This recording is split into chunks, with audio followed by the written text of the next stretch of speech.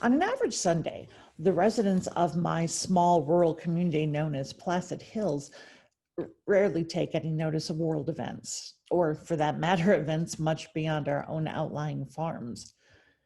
Being primarily a self-sustained community deters a friendly outreach to our neighboring towns, with the exception of an occasional weekend trip to the city for some urban excitement.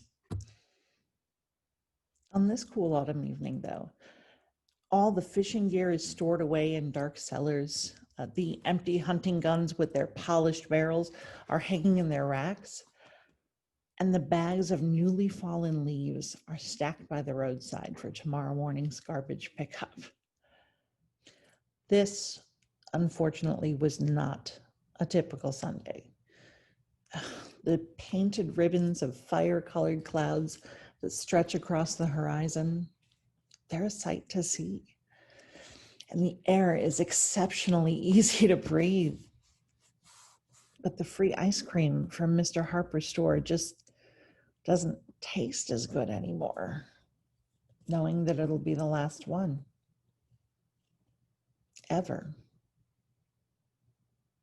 6 minutes. The majority of us were either lying on the living room floor watching television or listening to the Sunday evening special on the radio when the announcement was broadcast. It was the last thing anyone had expected to hear. After all, Reverend Parsons had just given a strong sermon on the importance of passing God on to future generations. So naturally, when the emergency broadcast announcer spoke, there were those who grabbed their families and sped down Route 67 in hopes of spending their last precious moments with a close relative. Trying to get to a shelter would have been futile because the nearest location that anyone knew was 30 miles west in Madison. Then there were those of us who took it in stride, like it was just another obstacle in life's path that would have to be met and overcome. My grandma was just such a person. When she heard the news, she walked calmly into the kitchen and began making a pitcher of pink lemonade. Meanwhile, here I sit on the steps of my front porch, peeling off loose paint with a fingernail and looking at the frantic people around me. If someone had asked me 15 minutes ago what a certain person would do in a situation like this, I thought I would have been able to answer and tell them precisely what the person would have done. I've just proven to myself that I was undeniably wrong. 5 minutes. I keep finding myself looking at the second hand on my watch. It seems to be moving a million times faster than I've ever seen it move before. A few years ago, my friend Charlie asked me what I would do if I knew I only had 10 minutes to live. I told him that I would do all the stuff that I was never allowed to do before. But now that the scenario has come true, I'm just not quite so sure anymore. I know in the back of my mind that there is something I want to do, but I'm not sure what it is. I can hear Grandma stirring the pink lemonade in the kitchen, and I sigh. If there was ever a time that this town knew an atheist, surely that time must be past. In the distance, I can hear Reverend Parsons ringing the church bell, and I notice the far-off streetlights begin to flicker into existence with the waning light. The street has emptied out quickly. 4 minutes. Grandma carefully presses down on the screen door handle with her elbow before she comes through the door frame with a glass of pink juice in each hand. It's then that I suddenly realize what it is I wanted to do so badly.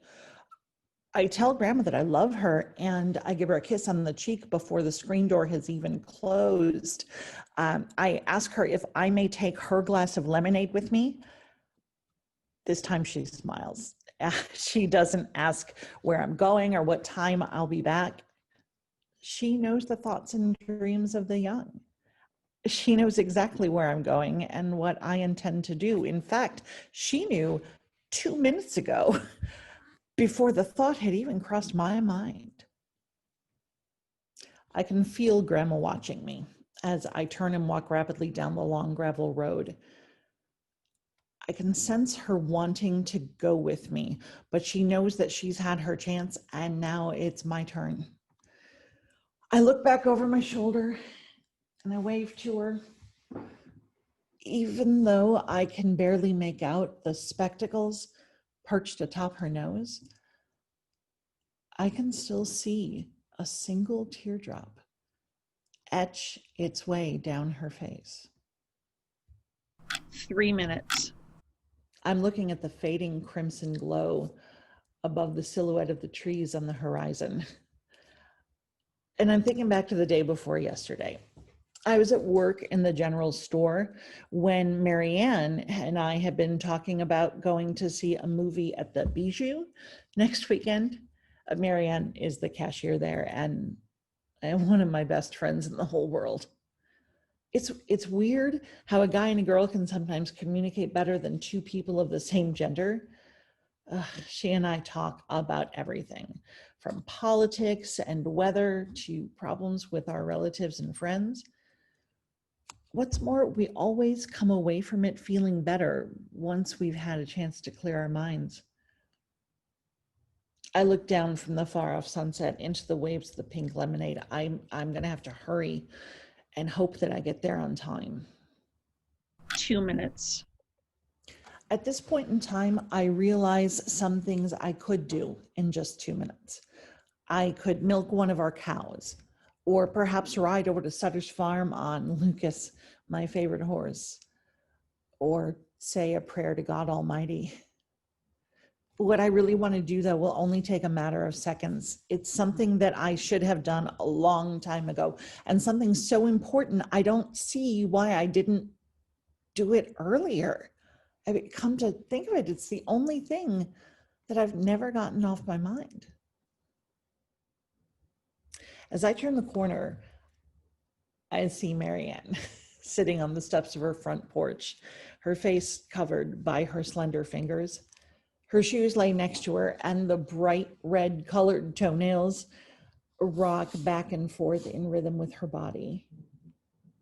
I call out to her, and she looks up, her face brightening on my arrival. 1 minute. I sit down next to her and hand her one of the wet glasses of lemonade. For the first time in my life, I'm at a loss for words. I don't know what to say to Marianne to comfort her this time. All I can do is stare into her brown eyes and listen to the church bell toll in the distance. 30 seconds. She breaks the silence between us by raising her glass and thanking me for stopping by, and also thanking me for being such a good friend. I tap my glass against hers, and we both take a ceremonial sip. I return the gesture by saying virtually the same thing in different words. 15 seconds. The tension increases as we both peer into the darkening evening sky. Only the insects seem to be unaware of the impending disaster soon to befall this peaceful community. I still haven't said what I came for, and she knows it. I turn to face her again, and she looks back at me, smiling. She sets down her glass and opens her arms, and I move into them, hugging her for the first and last time. I smell the faint aroma of a perfume I've never noticed before.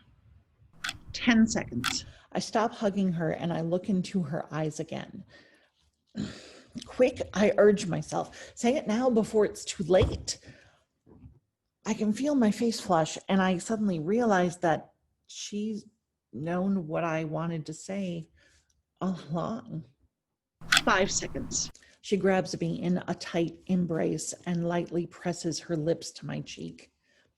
as she begins to whisper to me, I realize that there are only 3 seconds. left. I love 2 seconds. you. 1 second.